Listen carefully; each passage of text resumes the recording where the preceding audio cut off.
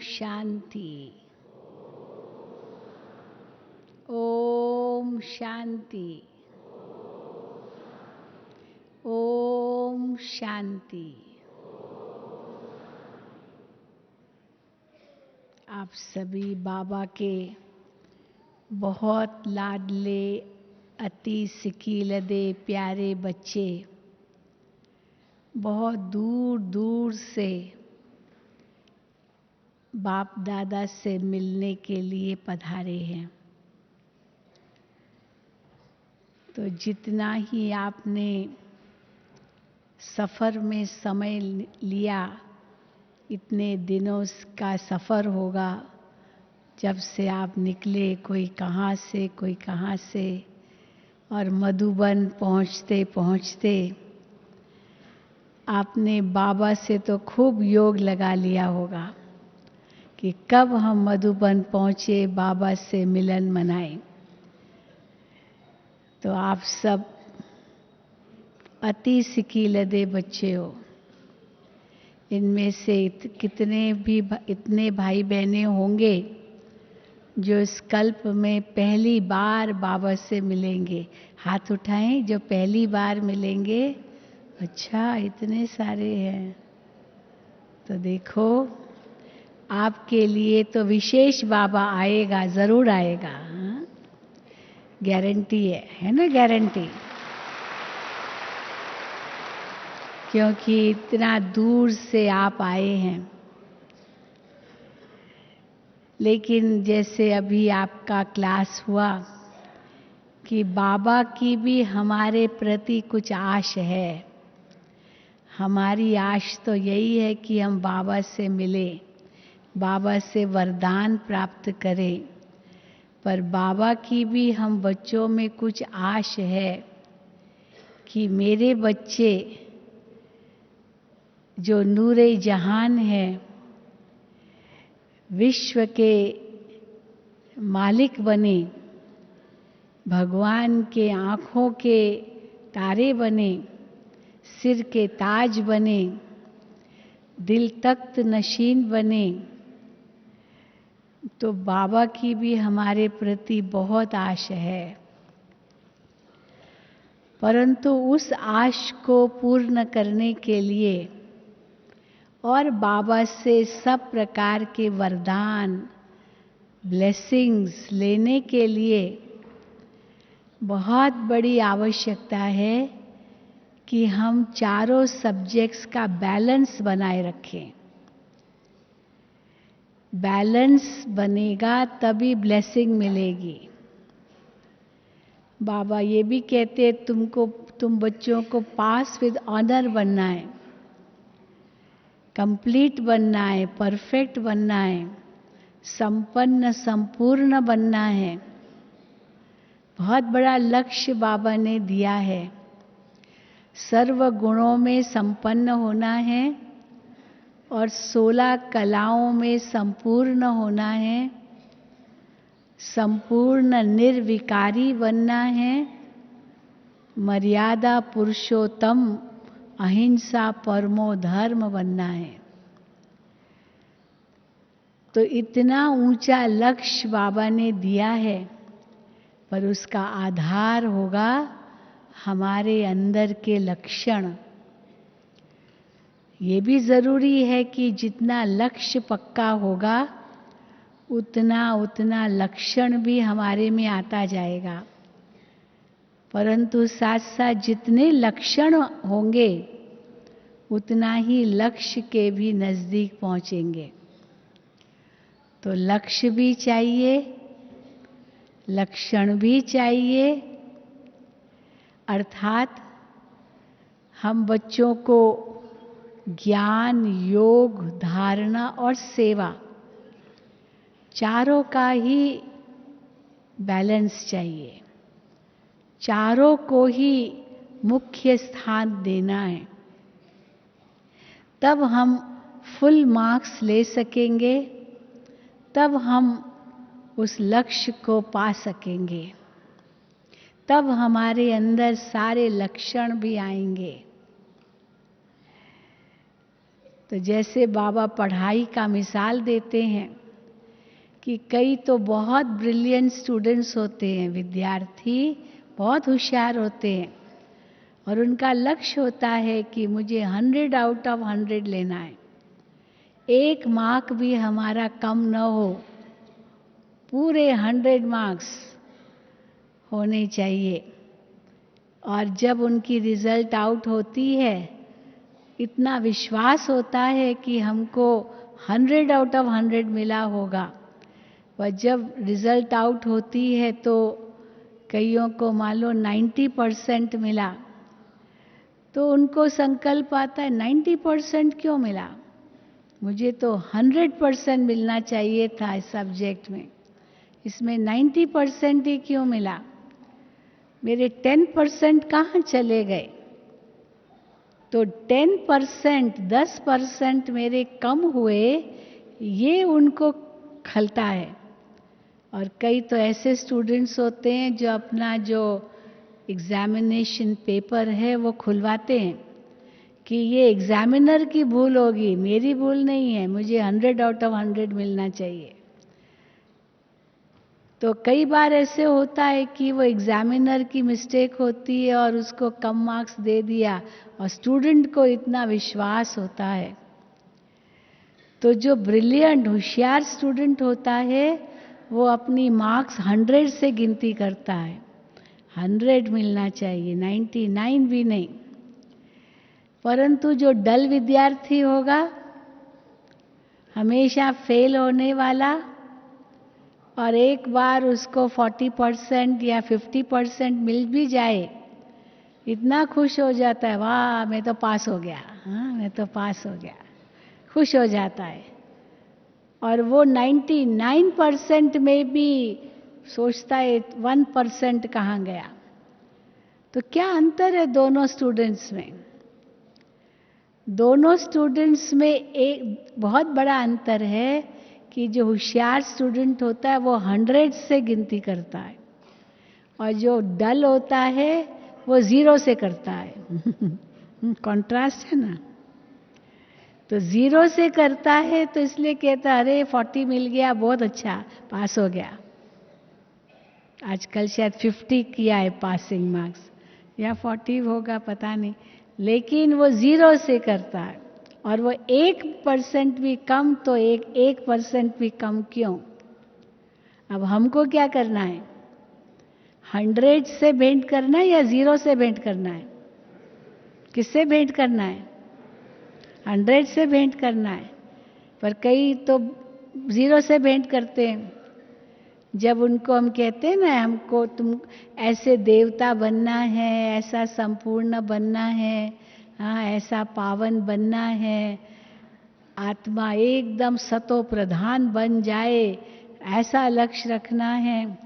तो कई कहते बहन जी मैं तो बहुत खराब था, मैं शराब पीता था, मैं जुआ खेलता था, बहुत गुस्सा था मेरे अंदर, बहुत बुराइयां थी मेरे अंदर। बहन जी बाबा का बनने के बाद मैं तो बहुत बदल गया हूँ, बहुत बदल गया हूँ। तो बहुत बदल गया हूँ इसी खुशी में रहते हैं, परंतु और आगे करना है वो भूल जाते हैं, बहुत बदल गया हूँ। क्योंकि आने के बाद बदल तो जाते हैं ना। बाबा ने जितना ऊंचा ज्ञान दिया है, इतना ऊंचा योग सिखाया है, इतनी ऊंची धारणा की बातें बाबा करते हैं, इतने सेवा का प्लान्स देते हैं, बच्चे कैसे सेवा करो, चारों सब्जेक्ट्स के बारे में हर मुरली में बाबा कुछ न कुछ कहते ही हैं। तो बाबा की मुरली तो रोज सुनते हैं, धारणा भी करते हैं, रोज पॉइंट्स भी नोट करते हैं, दूसरों को सुनाते भी हैं, विचार सागर मंथन भी करते हैं, खुशी में भी रहते हैं। लेकिन जितना आगे बढ़ना चाहिए उतना नहीं बढ़ते हैं। इसका कारण है कि जो पिछला जीवन बाबा का बनने से पहले था, उससे अभी की भेंट करते हैं और कहते बाबा मैं तो बहुत बदल गया, मैं तो बहुत बदल गया हूँ। बड़ा खुश होते हैं, अनुभव सुनाते हैं, बहुत बदल गया हूँ। इस अनुभव को सुन करके दूसरे व्यक्ति बहुत खुश होते हैं और उनके प्रभाव में आते हैं कि ये भी इतना बदल गया तो ये ज्ञान कितना अच्छा होगा। लेकिन बाबा कहते हैं इतने हद में ही खुश मत हो जाओ, क्योंकि तुमको संपूर्ण बनना है, संपन्न बनना है, पास विद ऑनर होना है, सम्मान के साथ घर जा सको बिना कोई सजा खाए, और सबसे पहले नंबर में आ सको, श्री कृष्ण के साथ रास कर सको। इतना ऊंचा लक्ष्य, अब इतने ऊंचे लक्ष्य को पाने के लिए बाप समान बनना होगा। बाप के हर कदम पर कदम रखकर फॉलो करना होगा। बाबा ने क्या किया, मम्मा ने क्या किया। करुणाबाई ने बहुत सुंदर बात सुनाई कि मम्मा से जब पूछा गया, मम्मा आप तो राधे बनेगी, आप तो कृष्ण बने, आप तो लक्ष्मी बनेंगी, मम्मा आपको कितनी खुशी है। तो मम्मा ने कहा वो खुशी तो कुछ भी नहीं है, अभी जो भगवान मिला है उसकी खुशी की भेंट में वो खुशी तो कुछ नहीं है। अब ये खुशी हमको भी क्यों नहीं है, मम्मा को तो बहुत थी, लेकिन हमको भी कोई कम नहीं है। कम है क्या आपको कि भगवान मिला? बहुत खुशी है, लेकिन उस खुशी का क्या सदुपयोग कर रहे हैं?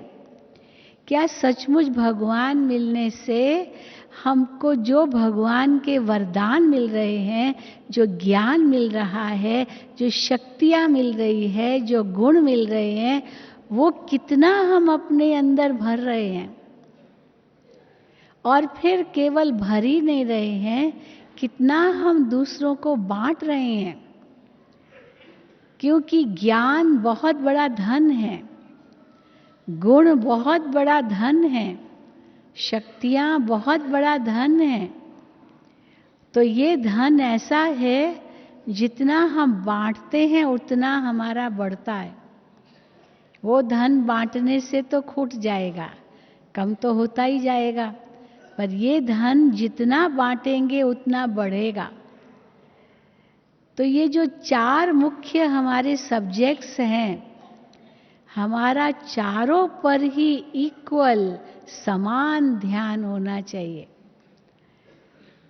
क्योंकि कई बार हम देखते हैं, लौकिक में भी पढ़ाई में हम देखते हैं कि कोई स्टूडेंट्स किस सब्जेक्ट में बहुत होशियार होते हैं, कोई स्टूडेंट्स किस सब्जेक्ट में बहुत होशियार होते हैं। सभी सब्जेक्ट्स में एक समान होशियार नहीं होते हैं, क्योंकि इंटरेस्ट पर भी मदार है, कितना इंटरेस्ट कौन से सब्जेक्ट में है।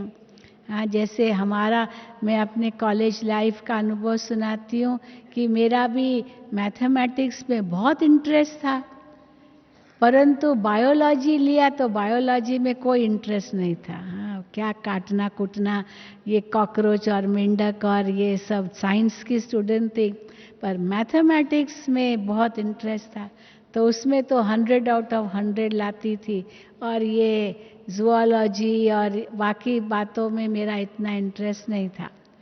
तो इसीलिए कई कहते थे अगर इसमें इंटरेस्ट नहीं होगा तो फेल हो जाओगी। आपको हर सब्जेक्ट में इंटरेस्ट रखना ही है, क्योंकि नहीं तो पास नहीं होंगे। तब मेरी बुद्धि में आया कि खाली इंटरेस्ट की बात नहीं है, अगर हमको पास होना है, अच्छे मार्क्स लाने हैं, तो सभी सब्जेक्ट्स में उतना ही इंटरेस्ट लेना पड़ेगा। तो अभी तो हम ईश्वरीय विद्यार्थी बने हैं और अभी हम पढ़ाई पढ़ रहे हैं। दादी जानकी जी से भी आप पूछो, दादी आप तो 100 साल के हो गए हैं, अभी तक आप पढ़ रहे हैं? कहती मैं तो अभी बच्ची हूँ, मैं तो पढ़ रही हूँ। 100 साल की तो क्या समझती, वो 0 तो कट गया, एक ही हो, 1 साल। हाँ, 1 साल की। जब देखो दादी हमेशा मुरली पढ़ रही है, जब भी मिलने जाओ, हाँ, कुछ न कुछ पढ़ रही है, इतना इंग्रॉस्ड होती है उसमें, इतनी कंसंट्रेशन होती है दादी की।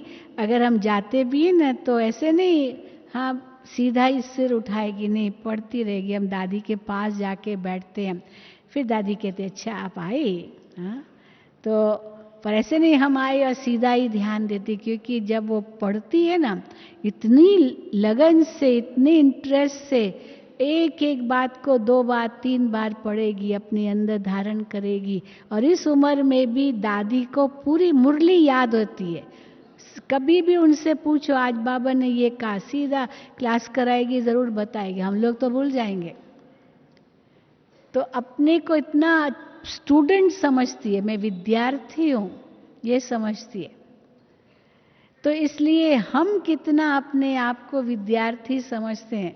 कोई 100 साल वाला भी अपने को विद्यार्थी समझे, अभी आप तो सब जवान बैठे हो, हाँ? तो अपने को कितना स्टूडेंट समझते हैं। चलो कोई बुजुर्ग भी होगा, लेकिन अंत तक जहाँ तक जीना है तहाँ तक पीना है, ये बुद्धि में सदा रहना चाहिए। क्योंकि टीचर बैठा है, टीचर ने अभी तक छुट्टी नहीं ली है, पढ़ाई पूरी हुई नहीं है। बाप दादा अभी तक पढ़ा रहे हैं। जब बाप दादा की पढ़ाना पूरा हो जाएगा तो सबका वापस जाना शुरू हो जाएगा, है ना। तब तक जब तक पढ़ा रहे हैं तब तक हम भी पढ़ रहे हैं, लेकिन हम कैसे पढ़ रहे हैं ये हमको देखना है। तो ज्ञान क्या है, हम केवल इसको ज्ञान भी न कहें, क्योंकि दुनिया में ज्ञान की कोई कमी नहीं है। बताया ना, करुणा बाई ने बहुत अच्छी बातें सुनाई कि अगर बहुत सारा उनको सुनाओ, कहेंगे ये तो बस आया अभी बोलना शुरू कर दिया। तो ज्ञान की कोई कमी नहीं है दुनिया में। पहले जमाने में हम सुनाते थे तो यही कहते थे, बहन जी आप जो सुनाते हो ना वो भी ऐसे ही सुनाते हैं, दूसरे वाले भी ऐसे ही सुनाते हैं, आप भी अच्छा सुनाते हो, पर वो भी अच्छा सुनाते हैं, हाँ अच्छा सुनाते हो, इतना कहते थे। लेकिन धीरे धीरे समझने लगे कि नहीं, ये तो इस ज्ञान में तो कोई नवीनता ऐसे नहीं, वो भी ऐसे ही सुनाते हैं, ये कुछ अलग है बातें। तो अभी पूछने लगे ऐसे कैसे, प्रश्न कर रहे हैं। पहले तो प्रश्न करने का कोई सवाल ही नहीं होता था, बहुत अच्छी बात सुनाते हो, परंतु अभी इंटरेस्ट से सुनना चाहते हैं, क्योंकि लॉजिक अपनाते हैं, समझते हैं कि अभी तक तो अंधश्रद्धा में ही हम थे। तो ज्ञान तो केवल ज्ञान कहने से इतनी समझ नहीं आएगी। दुनिया में भी बहुत ज्ञान है, परंतु ये ईश्वरीय ज्ञान है, स्वयं परमात्मा का दिया हुआ ज्ञान है, जो बीज के समान है। कई ये पूछते ना, आप लोगों ने शास्त्र पढ़े हैं? हम कहते हैं शास्त्र तो द्वापर युग से पढ़ते ही आए, बहुत पढ़े हैं, कोई कमी नहीं छोड़ी, कोई एक भी मिस नहीं किया, बहुत कुछ हमने पढ़ा शास्त्र। लेकिन अब हमको सच्चा ज्ञान मिला है, क्योंकि परमात्मा ने आकर के सभी शास्त्रों वेदों का सार हमें बता दिया है। भले वो शास्त्र अब न भी पढ़े, परंतु सार पता होने के कारण वो विस्तार को समझना कोई बड़ी बात नहीं होगी। क्योंकि अभी परीक्षा का समय नजदीक है, जैसे परीक्षा का समय नजदीक होता है तो सारी बैठ के सिलेबस का पूरा साल की पढ़ाई थोड़ी दोबारा पढ़ते हैं, नहीं। लेकिन जो परीक्षा पेपर में क्वेश्चंस आएंगे या इम्पोर्टेंट है, कुछ बहुत ज़रूरी है, उसको ही फिर से अध्ययन करते हैं और सार को स्टडी कर लेते हैं। तो सार को समझ लिया, माना विस्तार अपने आप बुद्धि में आ जाएगा। तो अभी जो भगवान हमें ज्ञान दे रहे हैं, ये सभी शास्त्रों वेदों ग्रंथों का जितने भी कुछ धर्म के नाम पर कुछ भी बना है, सबका भगवान सार बताते, यहाँ तक कि सभी धर्मों का भी सार बताते हैं। बाबा क्राइस्ट को भी याद करते हैं, बुद्ध को भी याद करते हैं, गुरु नानक को भी याद करते हैं, शंकराचार्य को भी याद करते हैं, क्योंकि शिव परमात्मा तो सभी धर्म पिताओं का भी पिता है ना। उन धर्मों को भी बाबा याद करते, उनके बारे में भी बताते हैं कि कैसे वो धर्म पिताओं की आत्माएं भी अभी कहाँ हैं, अपने अंतिम जन्म में हैं, उस तमो प्रधान स्थिति में है। बाबा उनका भी लेखा जोखा देते हैं। इसीलिए क्योंकि बीज है ना, सच्चित आनंद स्वरूप है शिव बाबा, सारे कल्प वृक्ष का बीज है, तो सारे कल्प वृक्ष का पूरा ज्ञान है उनके अंदर। हालांकि बाबा इस चक्र में आते नहीं हैं, लेकिन इसका पूरा ज्ञान है क्योंकि बीज है। कई कहते हैं ना बाबा ने सतयुग तो देखा नहीं, तो सतयुग का ज्ञान कैसे है बाबा के अंदर? देखा ही नहीं है तो ज्ञान कहाँ से कैसे आया? लेकिन देखने से ही ज्ञान है क्या? कई चीजें देखते नहीं है पर फिर भी ज्ञान है, दिखाया है, देखा नहीं है पर ज्ञान तो है ना। इसीलिए बाबा भी कहते हैं मैं इस सारे कल्प वृक्ष का बीज हूं। तो ज्ञान क्या है? जो आध्यात्मिक ज्ञान भगवान हमें इस समय दे रहे हैं, जिसमें आत्मा का ज्ञान, परमात्मा का ज्ञान, जो दुनिया में कोई नहीं दे पा रहा है। भले आत्मा परमात्मा बहुत कहते हैं, शास्त्रों में बहुत कुछ लिखा है, लेकिन पूर्ण रूप से ज्ञान क्या होता है आत्मा और परमात्मा का, वो तो किसके पास भी नहीं है। बाबा यहाँ तक कहते नेति नेति कह दिया, वेदों ने नेति नेति कह दिया, नहीं जानते नहीं जानते। भले इतनी पोथी पढ़ते पढ़ते पंडित बन गए, बड़े विद्वान बन गए, सारे शास्त्र कंठ कर लिए, लेकिन जैसे कबीर ने कहा ना, पोथी पढ़त पढ़त पंडित भया न कोई। बस 2.5 अक्षर प्रेम का पढ़ ले वही पंडित होए, बस वो सार आ गया। 2.5 अक्षर प्रेम का पढ़ने से वही सार है, क्योंकि वो जीवन में आ गया ज्ञान। वो जीवन में अगर ज्ञान नहीं आया तो बाकी ज्ञान किस बात का? इसलिए आत्मा का ज्ञान, परमात्मा का ज्ञान, कर्मों का ज्ञान, समय का ज्ञान, ये ज्ञान आज किसके पास भी नहीं है, भले कितना भी पढ़ लेते हैं। इसलिए बाबा हमें कहते हैं मैं सारे ज्ञान का सार तुम बच्चों को सुना रहा हूं, ताकि अब विस्तार में जाने की जरूरत ही नहीं है। तो बाबा ने हम बच्चों को जो ज्ञान दिया है, अब रचयिता ने अपनी रचना का पूरा भेद बता दिया है, जो कुछ भी पूछने की दरकार ही नहीं रहती। इतना सारा अपना भेद और अपनी रचना का भेद दे दिया है।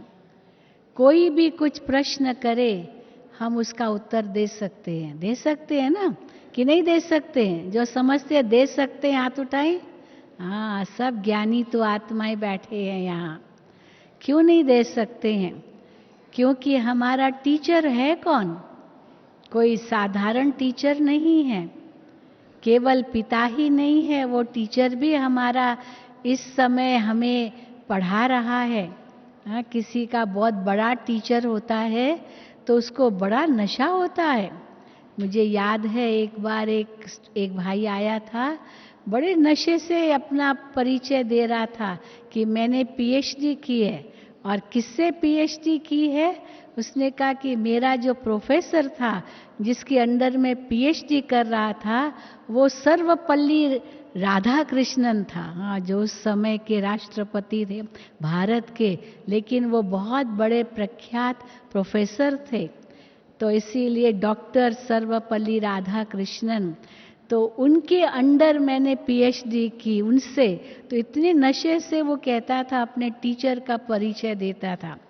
तो हमारा टीचर कौन है? हमारा टीचर कोई साधारण व्यक्ति थोड़ी है, कोई एक देश का राष्ट्रपति बना, ऐसा नहीं है, परंतु सारे विश्व का पिता, सारे विश्व का शिक्षक, सारे विश्व का सतगुरु, वो हमारा टीचर बनकर हमें पढ़ा रहा है। तो पूरा तीसरा नेत्र ही हमारा खोल दिया है, आदि मध्य अंत का राज हमें पूरा समझा दिया है, जो मन में कोई संशय उठ ही नहीं सकता है।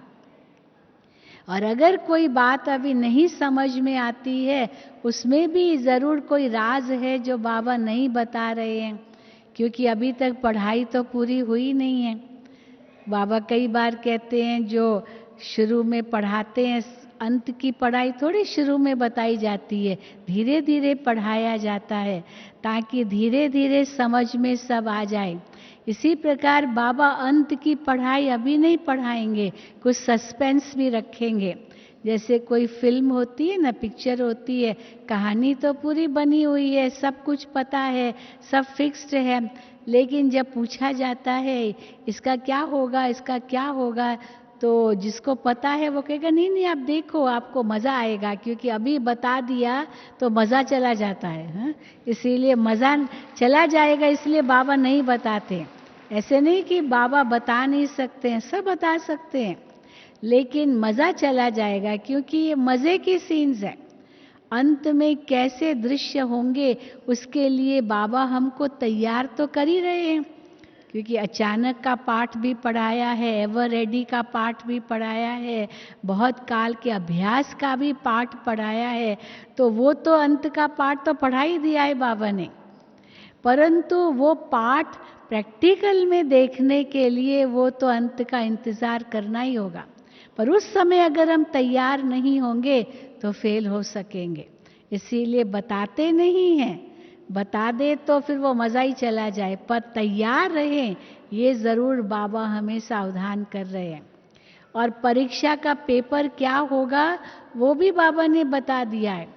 हाँ देखो, दुनिया में होते हैं ना एग्जामिनेशंस होते हैं, परीक्षाएं होती है, वो कहाँ होने वाली है परीक्षा, कब होने वाली है, कितने समय का पेपर है, कितने मार्क्स का पेपर है, वो सब पहले से मालूम होता है, लेकिन वो पेपर में कौन से प्रश्न आएंगे वो नहीं मालूम होता है, बाकी सब पता होता है। और यहाँ इसका बिल्कुल अपोजिट है। वो परीक्षा अंत की कब आएगी, कैसे आएगी, कहाँ आएगी, किसके द्वारा आएगी, वो कुछ पता नहीं, लेकिन परीक्षा का प्रश्न क्या वो मालूम है, क्या प्रश्न होगा, और उसमें 1 सेकंड का जवाब है केवल। जैसे ऑब्जेक्टिव क्वेश्चंस होते हैं ना, उसमें खाली हाँ और ना में जवाब देना होता है, ज़्यादा कुछ लिखना नहीं होता है, या तो यस या तो नो, बस यही लिखना होता है। तो हमारी जो अंतिम परीक्षा का पेपर का क्वेश्चन एक ही होगा और उसका जवाब हाँ या ना का, इसलिए 1 सेकंड का पेपर है। और वो कौन सा क्वेश्चन होगा कि उस समय हमारी अंत की स्थिति कैसी थी, अशरीरी स्थिति बनने में कितना समय लगा। 1 सेकंड लगे तो हम फुल पास हो जाएंगे, बस एक क्वेश्चन का पेपर और खाली हाँ ना में।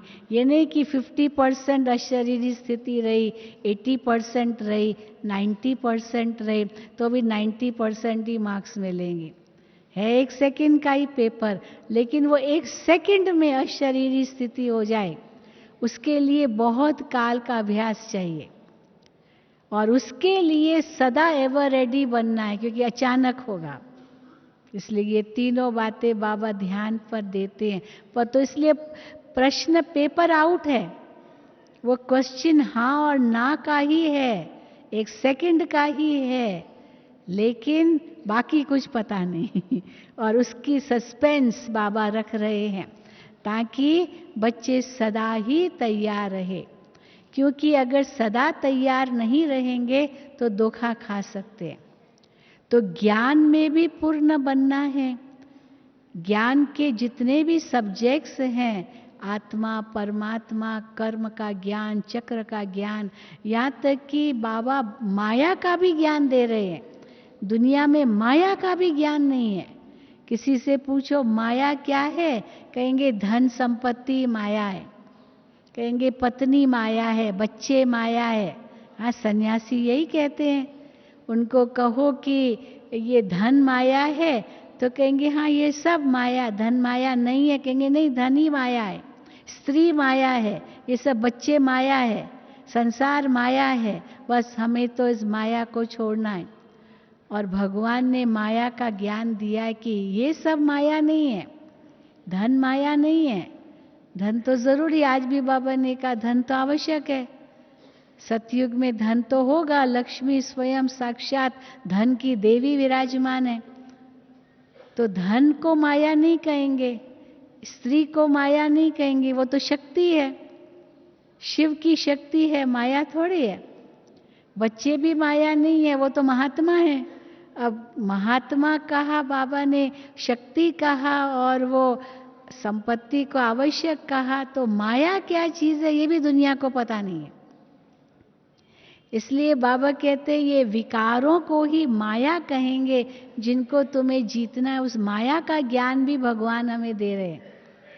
और माया किस किस रूप में आती है, कैसे आती है, वो भी बाबा बताते हैं। ऐसे नहीं एक ही रूप में सदा आएगी। जैसे आतंकवादी है ना आजकल, एक ही रूप से नहीं वो अटैक करते हैं, कितने उनके अलग अलग रूप होते हैं अटैक करने के, जब पता ही नहीं पड़ेगा वो आतंकवादी कैसे आएगा, क्या किस प्रकार से वो आक्रमण करेगा, कुछ पता नहीं चलता है। अलग अलग रूप होते हैं, एक जैसा नहीं होता है। तो माया भी तो आजकल आतंकवादी बन गई है ना। हाँ, कहाँ से किस रूप से आएगी, कैसे आएगी, कुछ पता नहीं चलता।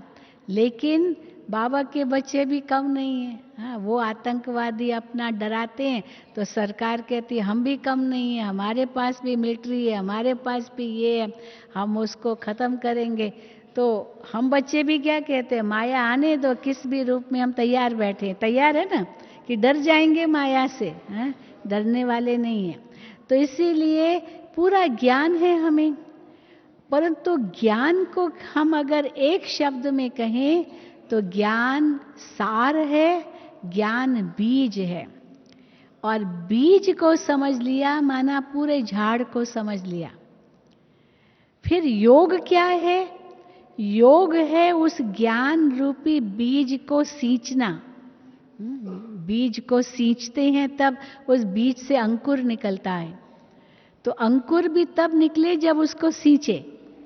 अगर उसको सींचेंगे नहीं तो अंदर जो बीज में सुषुप्त शक्ति है, जो सोई हुई शक्ति है, उसको धरती में डालने से, धूप मिलने से, जल मिलने से, 5 तत्वों का साथ मिलने से उस बीज की शक्ति का विस्तार होता है। तो ज्ञान तो सार है, विस्तार में जाने की जरूरत नहीं है। बाकी दुनिया में तो विस्तार विस्तार होते होते होते असार बन गया है। बहुत ज्यादा बढ़ाते जाएंगे तो डाइल्यूट ही हो जाएगा ना। तो डाइल्यूट जैसे होता गया वो असार बनता गया, शक्ति खत्म होती गई है। परंतु जितना सार युक्त बनेंगे उतना शक्तिशाली बनते हैं, और जितना शक्तिशाली बनते हैं उतना अंतर की शक्ति का विकास होता है और वो फिर कर्म में आता है। पर उसके लिए योग रूपी जल है। जैसे बाबा ने हमको बताया तुम आत्मा हो, तो वो बाबा बार बार आत्मा हो आत्मा हो। आज भी बाबा ने कहा ये भूलो मत मैं कौन हूँ, मैं आत्मिक स्थिति में रहूं। आत्मा समझकर बाबा को याद करना, ये हमारा योग है। और वो योग नहीं है जो दुनिया में करते हैं। बाबा ने तो इतना सुंदर रूप बता दिया, क्योंकि आत्मा समझकर बाप से सर्व संबंध जोड़ना, ये योग माना जिससे आत्मा की शक्तियों का विकास होगा। क्योंकि किससे कनेक्शन कर रहे हैं? जो सर्वशक्तिवान है, जो सर्व गुणों का सागर है, उनसे कनेक्शन होते ही उनके सारे गुण हमको मिल जाते हैं। वो अनुभव होने लगता है। जो सोई हुई शक्तियां हैं वो जागने लगती है। उसका अनुभव इतना सुंदर होता है कि मैं आज अगर मुझे कहे कोई नहीं नहीं आप तो बहुत अशांत हो, हाँ, हम कहेंगे नहीं मैं तो शांत स्वरूप आत्मा हूं। दुनिया में उनको कहो लोगों को आप शांत स्वरूप हो, कहेंगे नहीं नहीं मैं तो बहुत अशांत हूं। और हम लोगों को कोई कहे नहीं आप तो अशांत, तब कहेंगे काहे को अशांत है, हम तो बहुत शांत में हैं।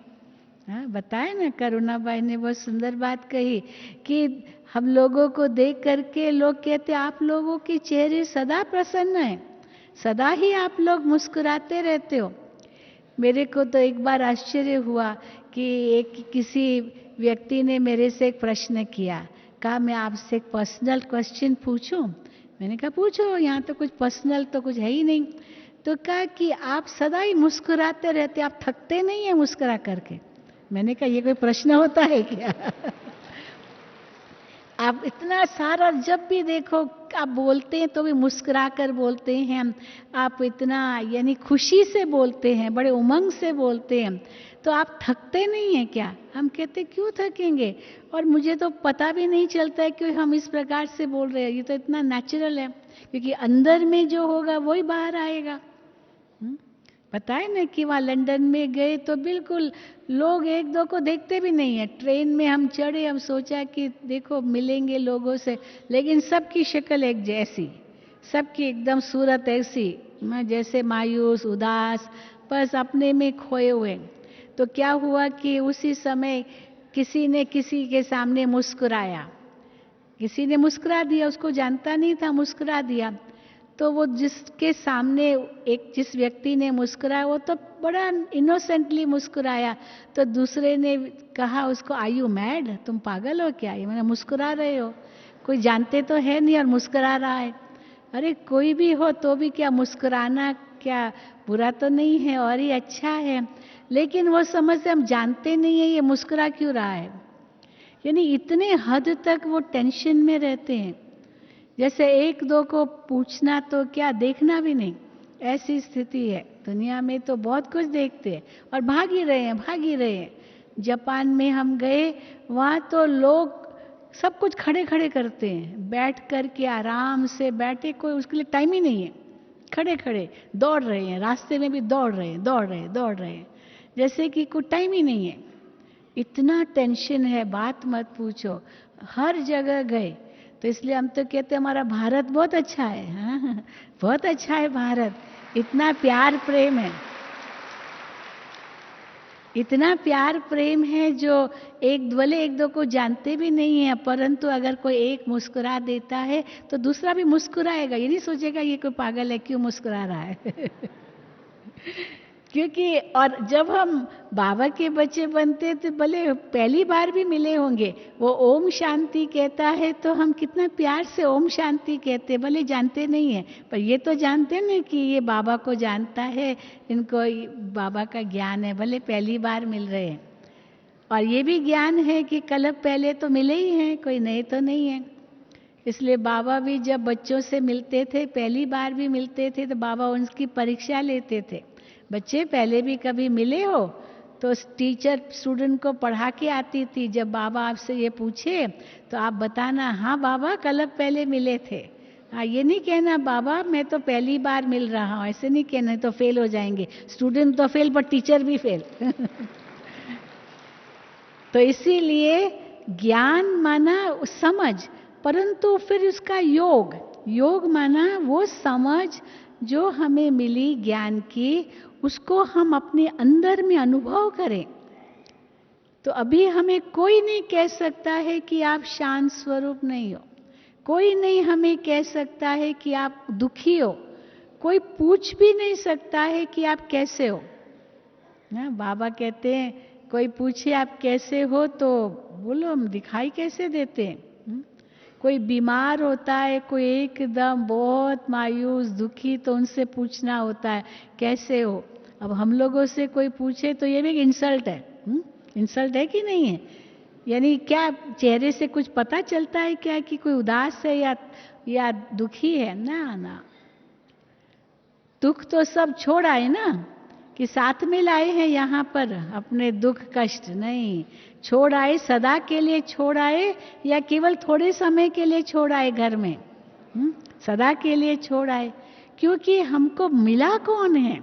वो नशा इतना सुंदर है हमारे अंदर, जो नशे की भेंट में बाकी जो कुछ भी है वो तो कुछ है ही नहीं, ये सब विनाशी है, सब क्षणभंगुर है, सब अल्पकाल का है। तो बिल्कुल जैसे योगी आत्माएं हम बन जाते हैं, हमारा योग कोई आधे घंटे एक घंटे का नहीं है। आज भी बाबा ने कहा, कई कहते बाबा फुर्सत नहीं मिलती, हाँ बाबा कहते फुर्सत तो निकालनी पड़ेगी, नहीं करेंगे तो फिर शक्ति कहाँ से भरेंगे। और वास्तव में कुछ निकालने की भी बात नहीं है, कितना समय मिल जाता है बाबा की याद में रहने के लिए। बाबा ने एक बार बहुत सुंदर युक्ति बताई थी, आप पानी पीते हो, उस समय पानी पीते से पहले भी आप 2 सेकंड बाबा को याद करो, एक एक सिप पीते हो तो भी याद करो, भोजन खाते हो तो भी याद करो, हाँ, चल रहे हो तो भी याद करो, कोई कार्य कर रहे हो करने से पहले याद करो। भले उस कार्य में आपको बुद्धि लगानी पड़ती है, लेकिन मैं कौन और मैं किसका ये थोड़े हम भूल सकते हैं। बस यही तो हमारा योग है। इसीलिए बाबा कहते हैं मैं कहने की आदत है तो उस आदत को थोड़ा परिवर्तन करके मैं फलाना मैं फलाना मैं फलाना की बजाय मैं आत्मा मैं आत्मा मैं आत्मा, ये भी योग है। मेरा मेरा मेरा मेरा ये कहने की आदत है, बस थोड़ा परिवर्तन करके मेरा बाबा, ये भी योग है। और जैसे ही कहा मैं आत्मा और मेरा बाबा, ये योग है, तो अंदर में शक्ति का आपको अनुभव होगा, क्योंकि कनेक्शन हो गया बाबा के साथ। तो योग क्या है? उस ज्ञान को सींचना, जिससे जो सोई हुई आंतरिक शक्तियां हैं उनका विकास होता है, वो अनुभव होता है आत्मा को। क्योंकि ये जितनी भी आंतरिक शक्तियां हैं ये कोई बाहर से तो आएगी नहीं, ये चिंतन से ही अनुभव होगी। तो जितना ज्ञान है उसका मनन करो, चिंतन करो, वर्णन करो, इसी से ही अनुभूति आपकी बढ़ेगी। आपके मुख पर और कुछ नहीं आना चाहिए ज्ञान के सिवाय। संसार की बातें चलो, लौकिक कुछ कारोबार है वो 2 मिनट बस, बाकी तो जरूरत नहीं है। ऊंची आध्यात्मिक ज्ञान की बातें आपके मुख से निकलनी चाहिए, जिसको बाबा कहते हैं रूप और बसंत बन जाओ। रूप, हाँ, आपका योगी चेहरा, और बसंत माना ज्ञान ही प्रकट हो आपके मुख से, ज्ञान की वर्षा होती रहे। तो इससे क्या होगा? दूसरों की सेवा हो जाएगी, आपकी अपनी धारणा भी उनको दिखाई देगी। तो धारणा क्या है? धारणा है जैसे बीज को पानी देते हैं, पेड़ उगता है, बड़ा होता है, बड़ा होते होते होते उसमें फूल निकलते हैं। तो धारणा माना फूल। हाँ, फूल में क्या होता है? फूल भी वैरायटी होते हैं, कई प्रकार के फूल होते हैं। तो फूल में रूप भी होता है, बड़े सुंदर फूल होते हैं, अलग अलग रूप होते हैं। फिर रंग भी होता है, रंग भी कितने सुंदर सुंदर होते हैं फूलों के। अभी बीच में आई ना, किसी भाई ने 100 फूल, अलग अलग देशों के फूल, बहुत सुंदर सुंदर वैरायटी फूलों का हार बना करके 100 फूलों का हार दादी जानकी को पहनाया। हाँ, उसको वो क्या उनका अवार्ड मिला, उनको कोई गिनी कौन से बुक में उनका नाम आ गया, एशियन बुक में, कि 100 वैरायटी फूल, दुनिया भर के फूलों को, कितने सुंदर सुंदर फूलों का हार दादी जी को पहनाया। ये भी एक खुशी होती है कि 100 साल हम इस रूप से मनाएं दादी जी का। तो देखो धारणा क्या है? फूल के समान। तो फूल में क्या होता है? 4 चीजें होती है, ये मुख्य होती है 4 चीजें। एक होता है उसका रूप, हाँ, कैसा सुंदर रूप होता है फूल का। फिर उसका रंग, वो भी कितना सुंदर होता है, वैरायटी रंग होते हैं। फिर तीसरा होता है उसकी खुशबू, उसका गंध, सुगंध। हर एक फूल की सुगंध भी अपनी अपनी होती है। और फिर चौथा होता है उसमें रस। हाँ, इसलिए रस को चूसने के लिए भंवरे आते हैं, तो भंवरे आकर के वो रस को चूसते हैं। मधुमक्खियाँ आती है, अपने उस रस को चूसती है, मधु बनाती है। क्या नहीं, रस से भी काम होता है। गुलाब रस का जो जल होता है वो उस रस से बनता है। तो हम देखें कि फूल माना ये चारों विशेषताएं, रूप भी हो, रंग भी हो, गंध भी हो और रस भी हो। अर्थात ये सारे जितने भी आत्मा के गुण हैं या दैवी गुण हैं, अनादि गुण हैं, आदि गुण हैं। अनादि गुण है आत्मा के गुण, ज्ञान, पवित्रता, शांति, प्रेम, सुख, आनंद, शक्ति, ये आत्मा की अनादि गुण हैं। और आदि गुण जो देवताओं के गुण हैं। देवताओं के गुण माना जो बाबा बहुत लंबी लिस्ट निकालते हैं, 36 गुण तो मुख्य है ही है, पर 108 गुण भी निकल सकते हैं। कितने गुण निकल सकते हैं? सब दैवी गुण माने जाते हैं, क्योंकि वो जो 7 मूल गुण हैं आत्मा के, उन गुणों को जब हम कर्म में लाते हैं वो दैवी गुण बन जाते हैं, वो आदि गुण बन जाते हैं। आत्मा में तो अनादि रूप में निहित है, लेकिन फिर हम उसको कर्म में ला करके उनको आदि गुण बनाते हैं जो दैवी गुण माने जाते हैं। अंतर्मुखता, गंभीरता, धैर्यता, मधुरता, सहनशीलता, संतुष्टता, लंबी लिस्ट है। और उन गुणों में भी एक बैलेंस है, जैसे गंभीरता और हर्षित मुक्ता, दोनों का सुंदर बैलेंस है। कई लोग की बहुत गंभीर होते हैं, चेहरे पर जरा भी हर्षित मुक्ता नहीं, और कई ऐसे होते हैं सारा दिन हंसते ही रहते हैं, गंभीर है भी, एक सेकंड के लिए भी नहीं रह सकते। अब अलग है, पर दोनों का ही बैलेंस हो। जितनी ही गंभीरता हो उतनी ही हर्षित मुक्ता हो, जितनी ही अंतर्मुखता हो उतना ही बाह्य में सबके साथ मिलनसार हो। कई इतने अंतर्मुखी होंगे, वो भी अच्छा है, लेकिन सबके साथ मिलनसार भी होना चाहिए। एकांत प्रिय भी होना चाहिए, तो सबके साथ मिल करके भी सेवा करनी चाहिए। ऐसे नहीं मैं तो अकेले ही करूँगा, मुझे तो अकेला ही पसंद है। वो भी अकेला भी अच्छा है, पर सबके साथ मिलकर करना भी सब बहुत अच्छा है। कई फिर कहेंगे मैं सबके साथ मिलकर ही कर सकता हूँ, अकेला नहीं कर सकता हूँ, वो भी ठीक नहीं है। तो इसलिए गुणों में भी बैलेंस है, सब्जेक्ट्स में भी बैलेंस है। तो ज्ञान योग में अगर हम होशियार हैं परंतु धारणा हमारी इतनी नहीं है, तो भी ज्ञान योग का प्रभाव नहीं पड़ेगा। कोई तो पूरा है, बस हम सारा दिन हम समझते हैं योगी है, पूरा दिन योग में ही बैठे हैं और कुछ भी नहीं करने को तैयार, तो वो भी तो सबको पसंद नहीं आएगा। सेवा भी जरूरी है। अगर सेवा नहीं करेंगे, केवल योग होगा, केवल ज्ञान होगा, तो धारणा भी नहीं होगी। कई फिर इतनी सेवा सेवा सेवा होती है जो धारणा ही रह जाती है, धारणा नहीं होती, केवल सेवा सेवा की लगन होती है। तो केवल सेवा सेवा भी नहीं, कभी अंतर्मुखी होकर के धारणा भी अपनी करनी है, देखना है अपने आप में कि मेरे अंदर क्या कमी है, क्या कमजोरी है, क्या मुझे मिटाना है। तो लक्ष्य को भी देखना है, जिसको बाबा कहते हैं कि उस अनुसार लक्षण भी धारण करने हैं। बीती बातों को भी याद नहीं करना है, तो न बीती बातों को याद करना है, न दूसरों किसी को देखना है। दूसरे जो करे वो उनका हिसाब किताब, वो उनका कर्म। कई बार बाबा कहते हैं दूर की नज़र बहुत तेज होती है, पर नज़दीक की नज़र बहुत कमज़ोर है। कईयों की होती ना, दूर की बहुत तेज है, पर नजदीक के लिए कहेंगे सॉरी जरा चश्मा चाहिए पढ़ने के लिए। और कई की नजदीक की नजर बहुत अच्छी होती है, दूर की नजर नहीं अच्छी है, तो नजदीक के लिए चश्मा उतारना पड़ता है। कईयों को ऐसे होता है, और कईयों को दूर के लिए चश्मा पहनना पड़ता है, कईयों को नजदीक के लिए चश्मा पहनना पड़ता है। हर एक की नजर अपनी अपनी होती है। तो हर एक अपने आप से पूछे कि मेरी नज़र कौन सी अच्छी है।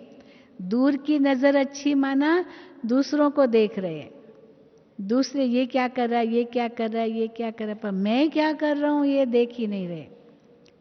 और दूसरे होते केवल अपने को ही देखते हैं, अपने स्वार्थ में रहते हैं, मुझे क्या मिले बस, मुझे जो मिले बस वो मेरे लिए, बाकी जाए जहन्नम में दूसरे, मेरा क्या जाता। वो भी नहीं, इसका भी बैलेंस चाहिए।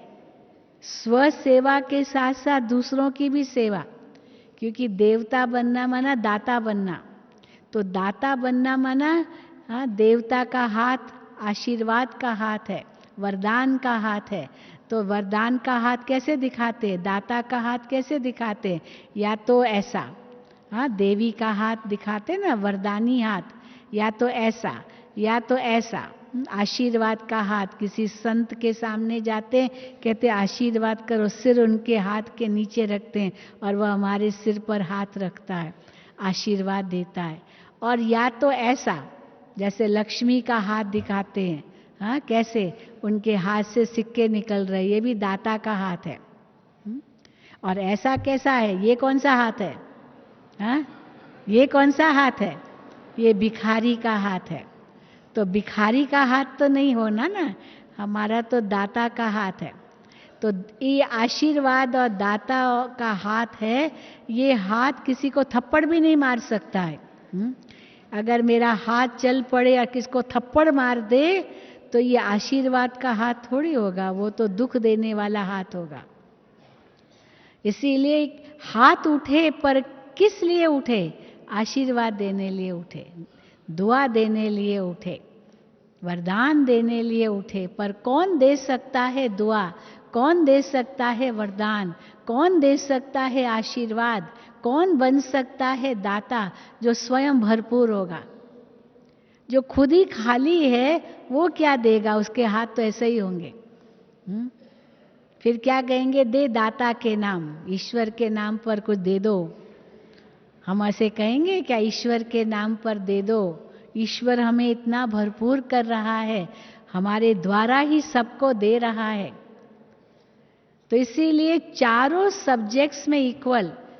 तो ज्ञान है बीज, योग है उसको सींचना, और धारणा है उसमें से जो फूल जिसमें रंग रूप गुण और गंध और रस भरा हुआ हो। और सेवा क्या है? सेवा है फल, क्योंकि फूल से ही फिर फल निकलता है, और फल हमेशा रसदार होता है। कच्चा फल तो खाया भी नहीं जा सकता है। रसदार बने, पक जाए, रस उसमें आ जाए तो मीठा बने। तो धीरज का फल मीठा होता है। तो धीरज का फल मीठा माना सेवा करो और दरिया में डालो, नेकी कर दरिया में डाल। सेवा सेवा सेवा। सेवा का मुझे फल अभी नहीं चाहिए, लेकिन प्रत्यक्ष फल 1 सेकंड में मिलता है। हम नहीं मांगते हैं। प्रत्यक्ष फल कौन सा मिलता है? खुशी। नहीं तो क्या समझते? हमने इतनी सेवा की, किसी ने पूछा भी नहीं, किसने मेरी महिमा भी नहीं की, किसने मुझे पानी का ग्लास भी नहीं दिया, किसने मुझे मेरी थकावट भी नहीं पूछी कि मैं थक तो नहीं गया हूँ। मैं इतनी मेहनत करता हूँ, किसी को परवाह भी नहीं है। अरे परवाह थी उस पार ब्रह्म परमेश्वर की, वो मिल गया, बाकी कोई परवाह करे न करे। बाकी कुछ चाहिए क्या? तो अगर सेवा की और उसका फल हम चाहते हैं तो वो फल, उसका अंदर में इच्छा, फल की इच्छा, वही सेवा का पुण्य खत्म कर देगा। इसीलिए बाबा कहते हैं कर सेवा तो मिले मेवा, उसकी बजाय सोचो सेवा ही मेवा है। जो सेवा है वही मेवा है, क्योंकि जितनी सेवा करते उतनी जो खुशी मिलती है, सबकी जो दुआएं मिलती है, वही मेवा है, खुशी। और हमको चाहिए क्या? इंसान जो कुछ कर रहा है खुशी के लिए कर रहा है, और वो खुशी सेवा से मिल गई, दुआएं मिल गई, मांगी नहीं, वो अपने आप मिलती है। मांगने से नहीं मिलती दुआएं, अपने आप मिलती है। हम दिल से करें तो देखो वो दुआएं ही हमें खुशी की खुराक देगी, जो हमारी आंख किसी में भी डूबेगी नहीं। ये है 4 सब्जेक्ट्स का पूरा बैलेंस रखेंगे तो ब्लेसिंग मिलेगी, आशीर्वाद मिलेगी, भगवान की भी आशीर्वाद मिलेगी, बाबा के परिवार की भी आशीर्वाद मिलेगी, और जिनकी सेवा करेंगे उनकी भी आशीर्वाद मिलेगी। तो कितनी दुआओं का भंडार से हम भरपूर हो जाएंगे। ऐसे भरपूर दाता के बच्चे भी भरपूर बन जाएंगे। यही बाबा की हम बच्चों में आश है। इस आश को पूर्ण करना है ना, सब पूर्ण करेंगे ना। तो अभी बाबा आएंगे, पर 12 तारीख को आएंगे, या 10 तारीख तो हो गई। तो बाबा को दिखाएं हम कि बाबा हम आपकी आश जरूर पूर्ण करेंगे। जो भी आपकी आश है हमारे अंदर, हम बच्चे ही तो पूर्ण करेंगे, और कौन करेगा? कोई दुनिया वाले थोड़ी करेंगे, उनको तो पता ही नहीं है। पर हम बच्चों ने बाबा को पहचाना है, हम बच्चे बाबा के बने हैं, बाबा का वरदान मिल रहा है, तो हम बच्चे ही बाबा की सब आशाएं पूर्ण करेंगे। अच्छा, ओम शांति, ओम शांति, ओम शांति।